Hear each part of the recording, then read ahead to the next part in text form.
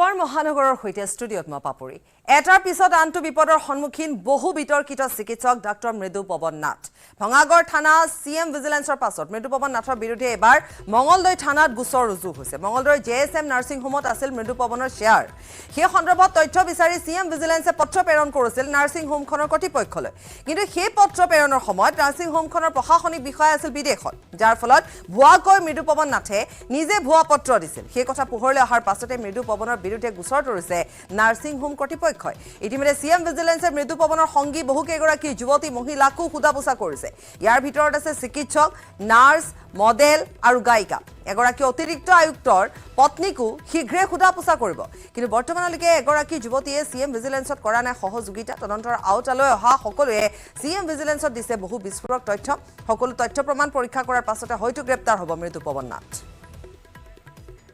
বেৰেঞ্চি Kumar Deka phone যোগে সংযুক্ত হৈছে অধিক জানিম বেৰেঞ্চি ইটোৰ পিছত হিটুকৈ বহু অভিযোগ আছে মৃদু পৱনৰ বিৰুদ্ধে প্ৰথমতে পত্নীয়ে আনিলে তাৰ পিছত এটা দীঘলীয়া তালিকা বেৰেঞ্চি নিশ্চয় পাপৰি যে আচলতে এগৰাকী বহু বিতৰ্কিত মৃদু পৱন নাথৰ বিৰুদ্ধে সিএম ভিজিলেন্সে ভঙাগড় থানাত যেতিয়া গোচৰ ৰুজু হৈছিল ভঙাগড় থানাত 3টাকৈ গোচৰ সেই গোচৰকেইটা যেতিয়া সিএম ভিজিলেন্সত পুনৰ সিএম ভিজিলেন্স নিজাকে যেতিয়া গোচৰটো ল'লে সেই ভঙাগড় থানাত গোচৰ 3টা সেইখিনি সময় স্থগিত ৰাখিছিল যে তদন্ত কৰিব নালাগে বুলি সেইখিনি সময় ৰাখি থৈছিল পৰৱৰ্তী সময়ত যোৱাকালিৰ দিনটোত সেইটো আপডেট হৈছে যে সিএম ভিজিলেন্সে ভঙাগড় থানাত সমান্তৰালভাৱে তদন্ত কৰিবলৈ তেওঁলোকক অনুমতি দিছে আৰু বিপৰীতে যোৱাকালি দিনটোতে মঙ্গলদৈ থানাত এটা গোচৰ ৰুজু হৈছে সদৰ থানাত যে যিখন নাৰ্ছিং হোমত এগৰাকী মৃদু পৱনৰ চেয়াৰ আছে সেই চেয়াৰ আছেনে নাই সেই কথাখিনি তদন্তৰ যিহেতু দৰকাৰ গতিকে সিএম ভিজিলেন্সৰ তদন্তকাৰী বিষয়ে তেওঁলোকলৈ পত্ৰ লিখিছিল পত্ৰখনত উল্লেখ কৰিছিল যে কিমান চেয়াৰ আছে কি ধৰণৰ তাত তেওঁ চিকিৎসা কেনেধৰণে আগবঢ়ায় সকলোখিনি কথা তাত বিৱৰণ দিছিল যে এইখিনি প্ৰশ্নৰ উত্তৰ আমাক অতি শীঘ্ৰে লাগে কিন্তু সেইখিনি সময়ত যে তেওঁলোকৰ যিহেতু কৰ্তৃপক্ষ বিদেশত ফুৰিবলৈ গৈছিল ফুৰিবলৈ যোৱাৰ সময়ত এগৰাকী মৃদু পৱন নাথে ভুৱাকে তেওঁৰ সেই কৰ্তৃপক্ষ দেখুৱাই তেওঁ উত্তৰ দিছিল যে তাত মৃদু পৱন নাথৰ কোনো ধৰণৰ চেয়াৰ নাই মৃদু পৱন নাথে তাত চিকিৎসা নবহায় এনেধৰণৰ ভুৱা কথা কিছুমান ক'লে সেই কথাখিনি যেতিয়া পোহৰলৈ আহিল তাৰ পাছতে যোৱাকালি দিনটোত নাৰ্ছিং হোম কৰ্তৃপক্ষ এগৰাকী মৃদু পৱন নাথৰ বিৰুদ্ধে মঙ্গলদৈত গোচৰ তৰিছে সমান্তৰালভাৱে এই মুহূৰ্তলৈকে বা 10-12 গৰাকী তেওঁৰ সংগী যুৱতীক সোধা-পোছা কৰিছে সকলোৱে কিন্তু এই মুহূৰ্তত সহযোগিতা কৰিছে এগৰাকী গায়িকাই এই মুহূৰ্তলৈকে কিন্তু সহযোগিতা কৰা তেওঁক 3বাৰকে সিএম ভিজিলেন্সৰ কাৰ্যালয়ৰ পৰা ফোন কৰিছে যে তেওঁক মাতিছে আপুনি আহক মৃদু পৱন নাথৰ বিৰুদ্ধে আপোনাৰ তাত কি তথ্য প্ৰমাণ আছে বা মৃদু পৱন নাথক আপুনি কেতিয়াবা লগ পাইছিল কি ধৰণৰ সম্পৰ্ক সেইখিনি আমাক কওক কিন্তু তেওঁ এই মুহূৰ্তলৈকে কিন্তু সহযোগিতা কৰা নাই বিপৰীতে এগৰাকী চিকিৎসক এগৰাকী নাৰ্ছ আৰু এগৰাকী মডেলে কিন্তু তেওঁলোকে সাক্ষ্য দিছে যে তেওঁলোকে মৃদু পৱন নাথক লগ পাইছিল মৃদু পৱন নাথে তেওঁলোকৰ একাউণ্টসমূহ ব্যৱহাৰ কৰিছিল কিছু ধন তাতে কোটি কোটি টকা আচলতে জমা থবৰ বাবে কিন্তু এই কথাখিনি যিটো কোৱা হৈছে একে সময়তে এগৰাকী তেওঁ যেতিয়া ডিপু মেডিকেল কলেজত তেওঁ সহকাৰী অধ্যাপক হিচাপে কাম কৰি আছিল সেইখিনি সময়তে এগৰাকী এডিচিৰ পত্নীৰ লগত অবৈধ সম্পৰ্ক আছিল কিন্তু সেইগৰাকী মহিলাইও আচলতে মৃদু পৱন নাথৰ বিৰুদ্ধে গোচৰ তৰিবৰ কাৰণে ব্যৱস্থা কৰিছিল কিন্তু পৰৱৰ্তী সময়ত তেওঁ গোচৰ নতৰিলে এইগৰাকী মহিলাৰ সন্দৰ্ভতো বহু বিস্ফোৰক তথ্য ধন্যবাদ জনাইছো বেৰেঞ্চি অৰ্থাৎ এই মৃদু পৱনৰ বিৰুদ্ধে এতিয়া কেলেংকাৰীৰ যি ধৰণে তথ্য ওলাইছে এতিয়া পৰৱৰ্তী সময়ত বহু কাৰণত গ্ৰেপ্তাৰ হোৱাৰো সম্ভাৱনা আছে ধন্যবাদ আকৌ ছাত্ৰীক নিৰ্যাতন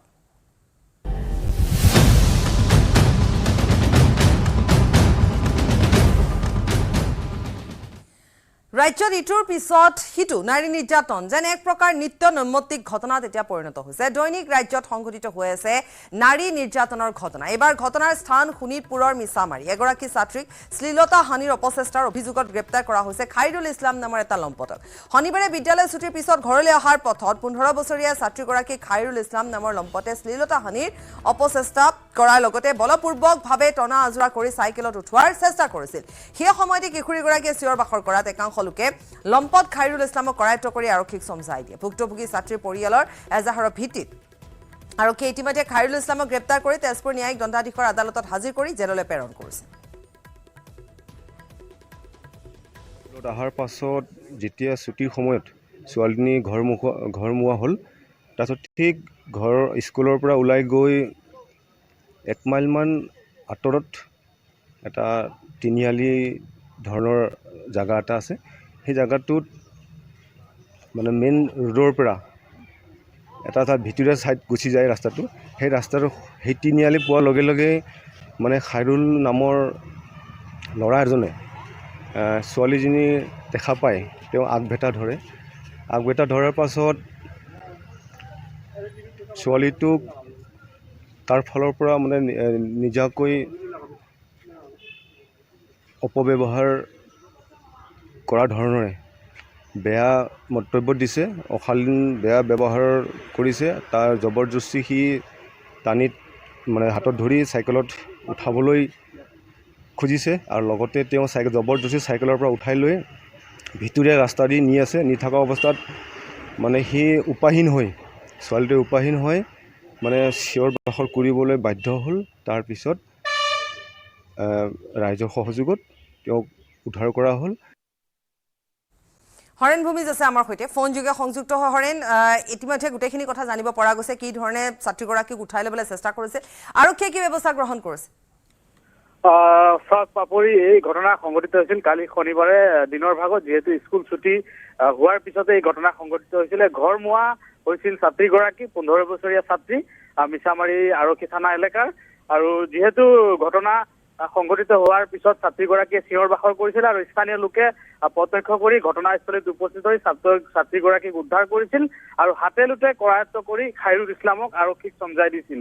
আৰু ইতিমধ্যে পৰিয়ালৰ ভুক্তভোগী যিগৰাকী ছাত্ৰী, তাইৰ এজাহাৰৰ ভিত্তিত আৰক্ষীয়ে ইতিমধ্যে গ্ৰেপ্তাৰ কৰি আজি তেজপুৰ ন্যায়িক দণ্ডাধীশৰ আদালতত এই খাইৰুল ইছলামক হাজিৰ কৰোৱাৰ পিছত জেল হাজতলৈ প্ৰেৰণ কৰিছে। পাপৰি, ধন্যবাদ জনাইছো হৰেণ।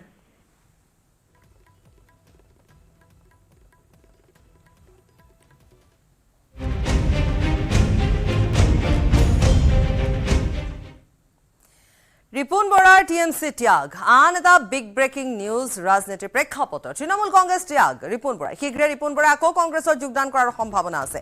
তৃণমূল কংগ্ৰেছৰ অসমৰ সভাপতি আছিল ৰিপুণ বৰা। দীৰ্ঘদিনে চৰ্চাত আছিল ৰিপুণ বৰাৰ টিএমচি ত্যাগৰ প্ৰসংগ। ৰিপুণ বৰাক লৈ বিৰোধীৰ নতুন ৰাজনৈতিক সমীকৰণ। ৰাজ্যসভা নিৰ্বাচনত পৰাজয়ৰ পাছতে ত্যাগ কৰিছিল কংগ্ৰেছ। 2022 এপ্ৰিলত টিএমচিত যোগদান কৰিছিল ৰিপুণ বৰাই। টিএমচি ত্যাগ কৰি পুনৰ ৰিপুণ বৰা কংগ্ৰেছলৈ যোৱাৰ এতিয়া সম্ভাৱনা আছে।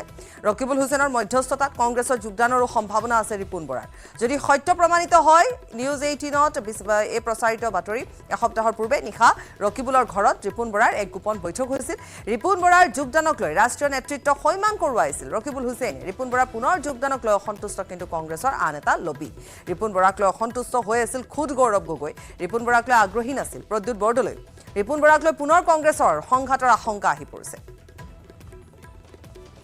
বিপুল বৰ্মনৰ এক আছুতীয়া সাক্ষাৎকাৰ আছে ৰিপুণ বৰাৰ সৈতে, আগবঢ়াই ল'ম।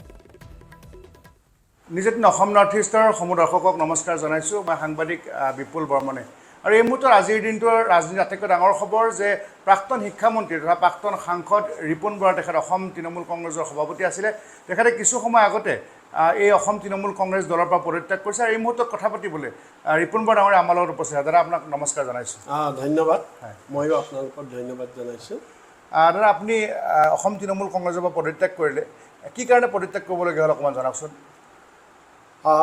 পদত্যাগটো অন্য কাৰণ একো নাইকিয়া। মই মোৰ অল ইণ্ডিয়া তৃণমূল কংগ্ৰেছৰ নেত্ৰী Mamata Banerjee, national general secretary অভিষেক বেনাৰ্জী বা তৃণমূলৰ কোনো ৰাষ্ট্ৰীয় নেতা, কাৰো ওপৰত মোৰ কোনো বিদ্বেষ নাই, কাৰো ওপৰত মোৰ কোনো বেয়া ভাৱ নাই।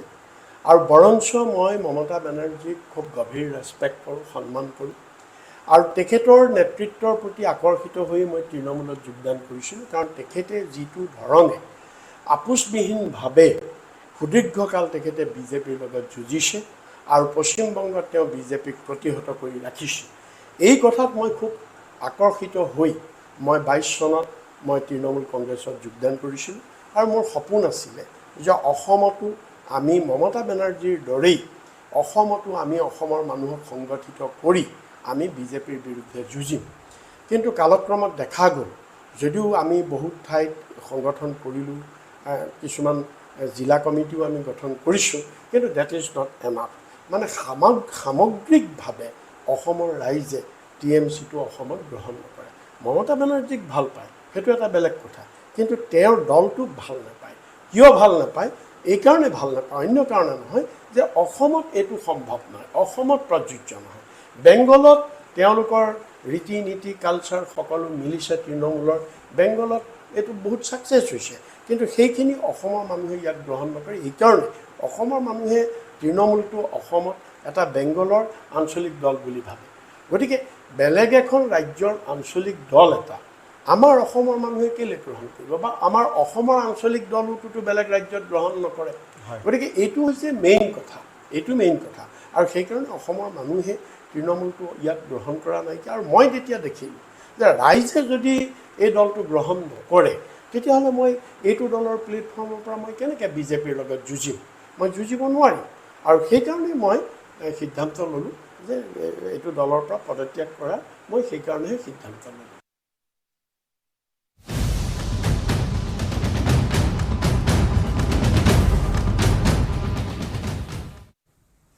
পুনৰ এজাক বৰষুণত প্লাবিত গুৱাহাটী মহানগৰী। জলমগ্ন হৈ পৰিছে মহানগৰীৰ কেইবাটাও অঞ্চল। পুৱাৰে পৰা অহা ধাৰাসাৰ বৰষুণৰ ফলত প্লাবিত হৈ পৰিছে পথ উপপথ। হাতীগাঁও, জটীয়া, চানমাৰী, GS ৰোড, কাহিলীপাৰা, সাতগাঁও, ৰুক্মিণী গাঁৱকে ধৰি কেইবাটাও অঞ্চল জলমগ্ন হৈ পৰে পুৱাৰ ভাগত। ৰুক্মিণী গাঁৱত পুনৰ এবাৰ কৃত্ৰিম বানে ভয়াৱহ ৰূপ লয়।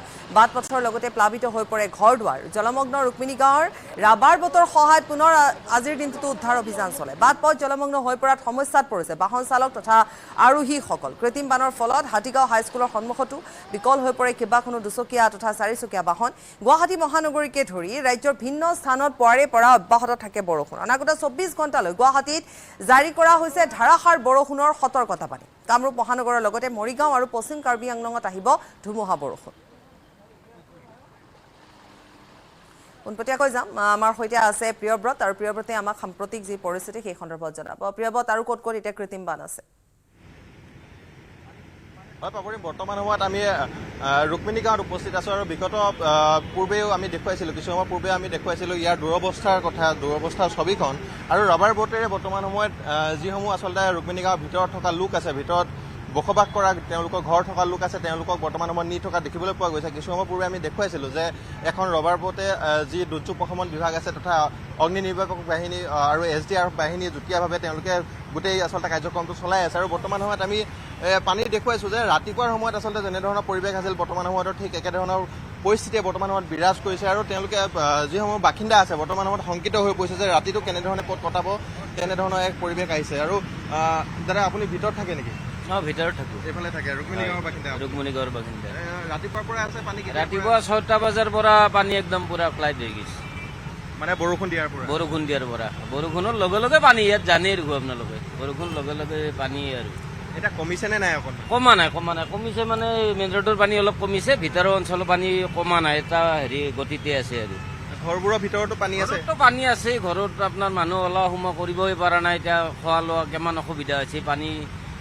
পানী বজাৰ কৰিব জনে কিছুমান অসুখ বিসুখ হৈ আছে, যদিও মানে অনা নিয়াৰ কাৰণে দেখিছেই নিজে অসুবিধা হৈছে, বহুত অসুবিধা। আৰু কোনোবা বিভাগীয় মানুহ আহিছে খবৰ খাতি? বিভাগীয় মানুহ বৰ্তমান আমি উপস্থিত থকাত অহা নাই বৰ্তমানলৈকে। আৰু এজন আছে ব্যক্তি, আৰু তেওঁ ৰাতিপুৱা ভাগতো দেখিবলৈ পোৱা গৈছিল যে প্ৰতিবাদ কৰা দেখিবলৈ পোৱা গৈছিল। আপোনালোক কিহৰ প্ৰতিবাদ কৰিছিল পুৱাৰ ভাগত? প্ৰতিবাদটো প্ৰতিবাৰে পানী হ'লে আমি কৰাই যায়। প্ৰতিবাদ কৰিও লাভ নাই যদিও আমি প্ৰতিবাদ কৰি আছোঁ। বহুত বিভিন্ন ধৰণৰ প্ৰতিবাদ কৰিছোঁ। তেওঁলোকে এইবিলাক ভেঙুচলি বুলি ভাবে। তেওঁলোকে আমাৰ এইবিলাক প্ৰতিবাদত তেওঁলোকে আহ্বান কৰি এনেই আবুল তাবুল বকি আছে, গোটেই মন্ত্ৰী MLA গোটেইবিলাকে কাম একো কৰি দিব পৰা নাই। এইটো আমি তেওঁলোকৰ পৰা আশাও কৰা নাই। আমি 26ৰ পিছত যি চৰকাৰ আহিব তেওঁলোকৰ পৰাহে আশা কৰি আছোঁ। এওঁলোকে আৰু নোৱাৰিলে, হাৰ মানা নাই। তেওঁলোকে মুখেৰে কৈ আছে, কিন্তু তেওঁলোকে কামে কাজে কৰিব পৰা নাই। এনে মুখেতো বহুত কাম কৰি দিলে। 26ৰ ৰুক্মিণী গাঁওবাসীয়ে প্ৰত্যুত্তৰ দিব নেকি? এইটো ৰাইজে কৈছে, মোৰ কথা নহয়। ৰাইজেতো কৈছে। তেওঁলোকে যিহেতু আজিলৈকে এজন মন্ত্ৰীৰ কথা বাদ দিয়ক, MLA কথা বাদ দিয়ক, আমাৰ ইয়াৰে ৱাৰ্ড মেম্বাৰ এজন আছে, গুৱাহাটী উন্নয়ন দপ্তৰৰ মন্ত্ৰীয়ে আছে, আৰু কোনোবা কি আছিল মৃগেন শৰণীয়া ডাঙৰীয়া নে কোন আছে, তেখেত আছে। এবাৰ আমাক দেখা নিদিলে। আজি কিমান দিন হ'ল? মোটামুটি কণ্টিনিউ 4-5 বাৰকৈ বানপানী হ'ল। এসপ্তাহৰ মূৰে মূৰে, হায়েষ্ট 5 তাৰিখে হৈছিল জুলাইত। তেওঁলোকৰ কোনো হেৰি নাই। তেওঁলোকে মুঠতে নিজৰ কামত ব্যস্ত আৰু আবুল তাবুল বকি আছে। কাৰোবাৰ ইটোৰ পৰা সিটোত দায় দুখ, ইজনৰ দুখ সিজনৰ দুখ জাপি দিছে। USTMক দুখ জাপি দিছে। ভৱেশ কলিতাই ক'লে জনসংখ্যা বৃদ্ধিৰ কাৰণে পানী হৈছে। অশোক সিংহল ডাঙৰীয়াই ক'লে কিবা কৈছিলে পাহৰি গ'লো এক মিনিট। তেওঁ গৱেষণা কৰি আছে পানীৰ বিষয়ে। মুঠতে কোনো সুফল ওলোৱা নাই বৰ্তমান? নাই নাই, তেওঁ মুখেৰে কৈ আছে, কাম একো হোৱা নাই। আৰু বাকী ঘৰবোৰৰ ভিতৰতো চাগে বৰ্তমান সময়ত পানী? অভাৱনীয় পৰিস্থিতি। আপোনালোকক গ'লেহে গম পাব এইটো, কিন্তু এতিয়া ইয়াৰ পৰা সম্ভৱো নহয়। বহুত ভয়ংকৰ পৰিস্থিতি। তেওঁলোকক কৈ লাভ নাই, কিন্তু তেওঁলোকক কোৱা নাই। ইয়াৰ পিছত যিখন চৰকাৰ আহিব তেওঁলোকৰ কাৰণে পৰাহে আমি আশা কৰি আছোঁ। আজিৰ দিনটোত বিভাগীয় মানুহ কোনোবাই আহিছে? নাই এবাৰো আমি লগেই নাপালোঁ। তেওঁলোক দেখিছোঁ, টিভিত দেখিছোঁ। পাহৰি গৈছিলোঁ, টিভিত দেখিছিলোঁ। ক'ৰবাত গৈ আছে, মেল মিটিং কৰি আছে, এতিয়া এনেকৈ দেখা পাইছোঁ। আৰু আমাৰ ইয়াৰ গুৱাহাটীবাসীৰ মাজত মানে বিশেষকৈ মই ৰুক্মিণী গাঁওবাসীৰ কথাই ক'ম, ইয়াতে দেখা নাই বাৰু, টিভিত দেখি আছোঁ। আৰু দেওবাৰে আবেলি 4 বজা পৰ্যন্ত ৰুক্মিণীগাঁৱৰ GS ৰোডত একাঠু পানী আছে। পাঞ্জাবাৰী জুৰিপাৰৰ কৰ্মশ্ৰী হিতেশ্বৰ শইকীয়া মহাবিদ্যালয়ৰ সন্মুখতো পানী একাঠুৰ তলত। বিবৰা ৰোডত পানী শুকাল। গীতানগৰ থানাৰ সন্মুখত পানী একাঠু। হাতীগাঁও হাইস্কুলৰ পৰা লিটিল ফ্লাৱাৰ স্কুললৈকে পানী আছে। SFS স্কুলৰ পৰা সাতগাঁও ৰেল ক্ৰছিঙলৈকে পানী আছে। পানী একাঠুৰ পৰা কঁকাল পৰ্যন্ত আছে। 6-7 বছৰ ধৰি এই চলি আছে, মানে অলপ পানী মানে বৰষুণ এজাক দিলেই চাৰিওফালে পানী হয়। আজি অৱস্থা চাওকচোন, মানে চৰকাৰে অলপ মানে হেৰি কৰিব লাগে, চকু দিব লাগে। কি এই কণ্ডিশ্যনটো এই যদি হৈ থাকে মানুহে কেনেকৈ কাম কৰিব? আজি ৰবিবাৰ, মানে বজাৰ কৰিব ওলাই আহিছোঁ, এই অৱস্থা আজি। মই গাড়ী আজি মানে ওলাব নোৱাৰোঁ আৰু মই জানি শুনি নোলাও বাৰু। কিয় নোলাওঁ, মই পানীটো দেখিছোঁৱে অলৰেডি। মই সেইটো কাৰণে অকণমান মানে চাব আহিলোঁ ৰাতিপুৱা। অকণমান বৰষুণৰ পানীও যদি পৰি যায় নহয় ইঞ্জিনত, এখন আৰু চেফ। তাক যদি আমি ব্লক বনাব যোৱা নহয়, মেক্সিমাম 18-20 হাজাৰ ভৰি যাব। নলাবিলাকতকৈ ৰাস্তাটো আৰু ওখ হ'ব লাগিব, কমচে 6 ফুট 7 ফুট ওখ হ'ব লাগিব। তেতিয়া এই পানীটো মানে নলালৈ বাগৰি যাব, বাছ গাড়ী মটৰ ধুনীয়াকৈ চলি থাকে। এতিয়া কোৱা হৈছে ইয়াত এখন উৰণীয়া সেতু নিৰ্মাণ কৰা হ'ব। সেই সময় উৰণীয়া সেতু নিৰ্মাণ কৰিলে ইয়াৰ সমস্যা সমাধান হ'ব। উৰণীয়া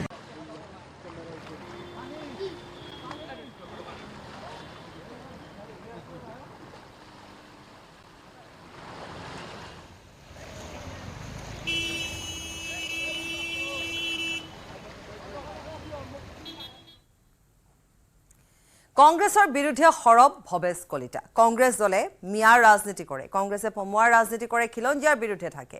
কংগ্ৰেছ দলক জনতাই আঁকোৱালি নলয়। ৰকিবুল হুছেইনে মুখ্যমন্ত্ৰী সলনিক লৈ কৰা মন্তব্যটো সৰব হ'ল ভৱেশ কলিতা। মিয়াৰ ৰাজনীতি কৰে, পমুৱাসকলৰ ৰাজনীতি কৰে কংগ্ৰেছে, খিলঞ্জীয়াৰ বিৰুদ্ধে থাকে। সেয়া হৈছে কংগ্ৰেছ দলৰ এটা স্পেচিয়েল কেৰেক্টাৰ। তেওঁ আমাৰ হেৰি নেকি, পাৰ্লিমেণ্ট বৰ্ডৰ মেম্বাৰ নেকি সুধিবাচোন। ৰকিবুল হুছেইন কোনদিনাৰ পৰা ভাৰতীয় জনতা পাৰ্টিৰ পাৰ্লিমেণ্টাৰী বৰ্ডৰ মেম্বাৰ হ'লে নে তেওঁ বিজানী বিধায়িনী দলৰ নেতা নে বিজেপিৰ সাংসদ? তেওঁৰ দলটো ঠিক কৰক। দলৰ যি অৱস্থা হৈছে, যোৱা 3টাকৈ লোকসভাত তেওঁলোক জনতাই যিদৰে বিদায় দিলে, আগুনটো কিমানটা তামোললৈকে দিব সেইটোৱে চিন্তা কৰি আছে তেওঁলোকে। সেইকাৰণে তেওঁলোকে হীনমন্যতাত ভুগি য'তে যি পায় তাকে বকি ফুৰে। তেওঁলোক বহুবলকী হৈ পৰিছে। শাসন যেতিয়া নাথাকে কংগ্ৰেছ দলটো বলীয়া হৈ যায়। আজি কংগ্ৰেছ দল বলীয়া হৈ গৈছে। সেইকাৰণে মিছা, কেৱল মিথ্যাচাৰ, সদায় মিথ্যাচাৰৰ আশ্ৰয় লৈ থাকে। হাতগাঁৱৰ পানীৰ তলত ভূমাফিয়াৰ তাণ্ডৱ। আমবাৰী আব্দুল ৰহমান পথত দেওবাৰে পুৱাৰ ভাগত যুৱক যুৱতীৰ নেতৃত্বত অৰ্ধশতাধিক ভূমাফিয়াৰ দলৰ সন্ত্ৰাস। অভিযোগ অনুসৰি ইব্ৰাহিম আলী নামৰ এজনৰ ঘৰত বলপূৰ্বকভাৱে ভূমাফিয়াৰ দলে প্ৰৱেশ কৰি লণ্ড ভণ্ড কৰিলে পৰিয়ালটোৰ ঘৰৰ সমস্ত বয় বস্তু। লগতে ভূমাফিয়াৰ দলটোৱে ইব্ৰাহিম আলীৰ বৃদ্ধ পিতৃৰ চিকিৎসাৰ বাবে মজুত ৰখা 2.5 লাখ টকা আৰু প্ৰায় 2 লাখ টকাৰ সোণৰ গহনা লুট কৰি লৈ যায়। তমিজউদ্দিন আহমদ আৰু ৰিয়াজ আলী নামৰ দুজনৰ নেতৃত্বত অৰ্ধশতাধিক ভূমাফিয়াই এই ঘটনা সংঘটিত কৰাৰ অভিযোগ। ঘটনা সন্দৰ্ভত স্থানীয় লোকে খবৰ দিয়া হাতগাঁও আৰক্ষী থানাত। আৰক্ষী লোক ঘটনাস্থলীত উপস্থিত হোৱাৰ লগে লগে পলায়ন কৰে ভূমাফিয়াৰ দলটোৱে। অৱশ্যে আৰক্ষীয়ে ঘটনাস্থলীত গ্ৰেপ্তাৰ কৰে তমিজউদ্দিন আহমেদ, ৰিয়াজ আলী, কাইৰুল ইছলাম আৰু কাদিৰ আলী নামৰ 4জনকৈ লোকক। কামত ওলাই যোৱাৰ পিছত দুনিয়াৰ গুণ্ডা বাহিনী লৈ আহি কেনে ইয়াতে মানে ল'ৰা ছোৱালীক উৎপাত কৰি ল'ৰাক সেইফালে ভুগাত পেলাই দিছে। মোৰ আব্বাক মানে ভুগাত জবৰাই ধৰিছে, দাও গলত লগাই দিছে। আইটো মাৰ্ডাৰ কৰাৰ চেষ্টা কৰিছে। যদি মই মাৰ্ডাৰ কৰি দিলে কি হ'ল হয়? যে মই নাথাকা টাইমত সিহঁতে আহিব কিয় লাগে এনেকে? এতিয়া যিবিলাক দোষী সিহঁতে শাস্তি পাব লাগে। আৰু আমি আইন হিচাপে গৈছো, আইনত থাকিব লাগে। আমিতো ইনলিগেল একো কৰা নাই, এটা ইনলিগেল এটা প্ৰুভো নাই আমাৰ। এনেকুৱা মই কষ্ট কৰা মানুহ, ৰাতিপুৱাই পেপাৰত বিতৰণ কৰো, মেকানিক কাম কৰো, এনেকে ৰাতি 10টা-11টালৈ কাম কৰি পইচা অলপ গোটাই কিনে মাটি খিনি লৈছিলো মই। আজি গোটেই ঘৰৰ বস্তু মোটামুটি চব বস্তু আহিছে। চৌকেছ এটা নাই মোৰ, চৌকেছ তাতে পইচা পাতি পঢ়া কিতাপ চব এইবিলাক পানীত পেলাই দিছো। মই পেপাৰৰ হকাৰ মই আজি 21-22 বছৰ এই পেপাৰ সহকাৰ কৰিছো ৰাতিপুৱা এৰি দিয়ে নাম পইচা লাগে মাটি মাটি লাগিব তাত থাকিবৰ কাৰণে সেইকাৰণে মই ইমান কষ্ট কৰি কৰিছো মই নাছিলো এওঁ গুচি মইতো আহি পালো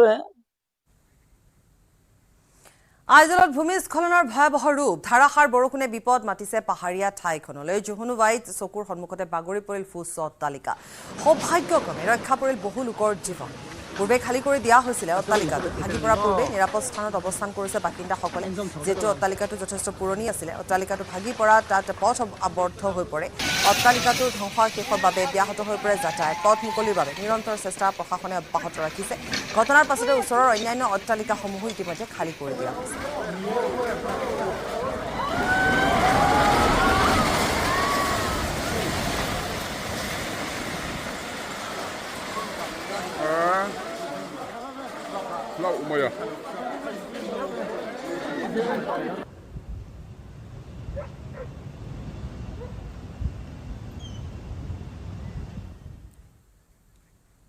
খবৰ অব্যাহত ৰাখিম সময়টি বিৰতি